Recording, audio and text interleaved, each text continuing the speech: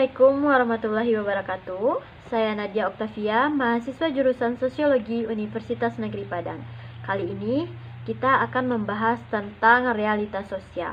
Tapi sebelum kita mulai membahas tentang realitas sosial tersebut, saya sampaikan bahwa informasi yang akan saya sampaikan ini tidak hanya bermanfaat atau tidak hanya akan menambah wawasan dari mahasiswa jurusan sosiologi saja, tapi juga bermanfaat bagi semua orang yang menonton video ini. Nah, baiklah teman-teman semua, hari ini kita akan membahas tentang realitas sosial. Nah, ketika kita mendengar istilah realitas sosial, pasti yang muncul pertama kali di pikiran kita adalah suatu fakta atau kenyataan. Tepat sekali bahwa realitas sosial tersebut adalah suatu fakta atau kenyataan yang terjadi dalam kehidupan masyarakat. Kita kali ini akan membahas tentang dampak negatif dari penyebaran virus corona atau COVID-19.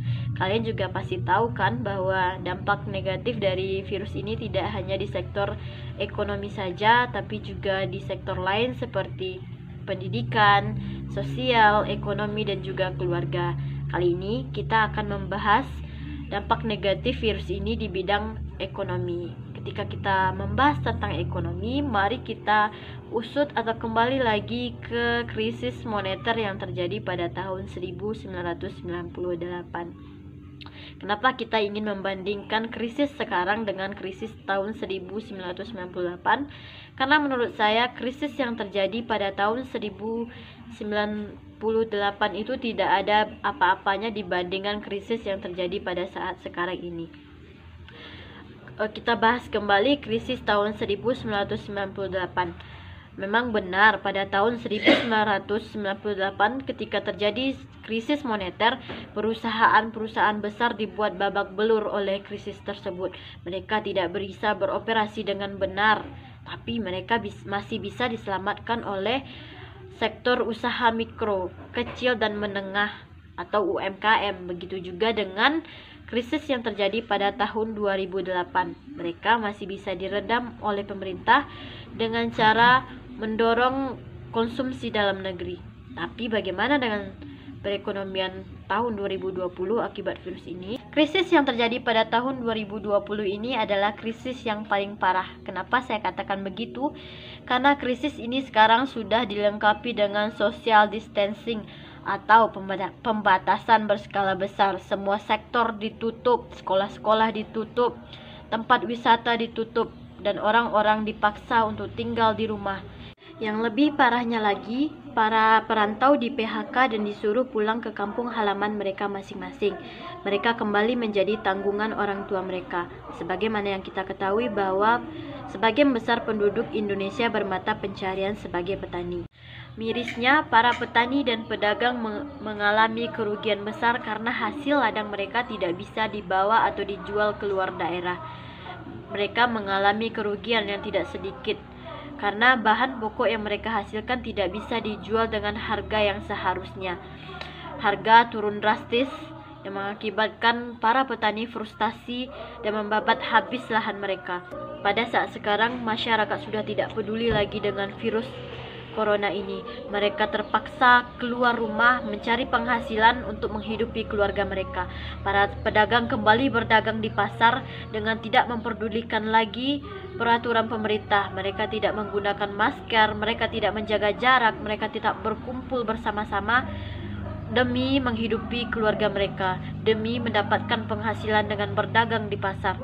Saya juga telah mewawancarai salah seorang pedagang yang mewakili perasaan para pedagang lainnya yang mengeluhkan bahwa biasanya mereka bisa dalam sekali berdagang di pasar setiap harinya bisa mengumpulkan uang 400 sampai 600 per hari. Sekarang sudah tidak bisa lagi mengumpulkan uang sebanyak itu karena harga bahan pokok yang mereka jual turun drastis dan para pembeli juga berkurang karena tidak ada penghasilan yang mereka dapatkan.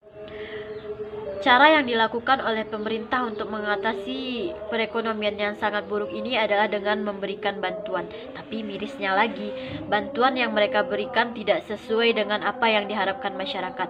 Masyarakat yang seharusnya mendapatkan bantuan tetapi tidak mendapatkan bantuan, dan masyarakat yang tidak seharusnya mendapatkan bantuan malah mendapatkan bantuan. Nah, ini juga disayangkan oleh para pedagang ini, para masyarakat kecil, yang membuat mereka berharap sekali cara lain agar mereka bisa tetap hidup. Mereka juga berharap semua kembali normal, karena dengan adanya pembatasan berskala besar ini membuat mereka tidak bisa dengan leluasa berdagang, karena syarat dari berdagang itu adalah adanya interaksi antar penjual dan pembeli. Nah, bagaimana mereka bisa melanjutkan hidup jika pembeli saja tidak ada? Dan saya juga berharap pandemi COVID ini cepat berlalu dan kita semua bisa melaksanakan aktivitas lagi seperti biasa. Tempat wisata kembali dibuka, orang-orang kembali melakukan usahanya, sekolah kembali dibuka, tempat perkuliahan juga kembali dibuka. Nah, mungkin sekian yang dapat saya sampaikan. Terlebih dan terkurang saya mohon maaf, dan semoga apa yang kita bahas hari ini bermanfaat untuk kita semua. Saya akhiri. Assalamualaikum warahmatullahi wabarakatuh.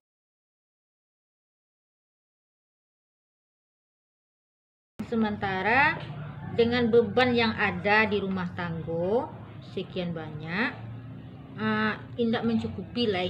Nah, dari yang lah sebelum ada COVID koko, jadi yang istilah bantuan pun indah ada tapi tuh jadi baalah cara ekonomi untuk bangkit balik tuh sangat susah, sangat sulit benar. Selama ada virus atau COVID-19 balik koko, yang daya Bali jauh banako menurun. Alasannya karena masalahnya serupa orang yang petani yang harus untuk kaladang segala macam, tetapi kini awal lah di rumah saja. Dengan serupa itu penghasilan petani akan jauh menurun, sementara si pembeli atau konsumen koko lah jaleh dari petani yang lebih banyak. Dalam apapun bentuk jenis bantuan, baik yang dari provinsi, kabupaten, daerah, alun-alun dapat cie jual itu. Sementara beban yang akan ditanggung semakin bertambah. Itulah kesulitannya kini nan dihadapi. Di luar Mangaleh Lado ada tak Bu sumber penghasilan lain? Kalau sumber penghasilan ini serupa tani ya Wak, yang ada dapatnya kan. Yang hasil tani pun bantu itu turunnya kini. Lai ada nak jualnya pun jauh lo turunnya. Harapan Ibu untuk pemerintah dan untuk COVID semakin kalau harapan kami sebagai pedagang, semakinnya perhatian lah baik petani atau baik pedagang oleh pemerintah, orang yang bisanya membedakan orang yang wajib menerima dan tidak wajib menerima. Berarti sejak ada COVID penjualan tuh merosot ya Bu, penghasilan jauh merosot. Penghasilan turun.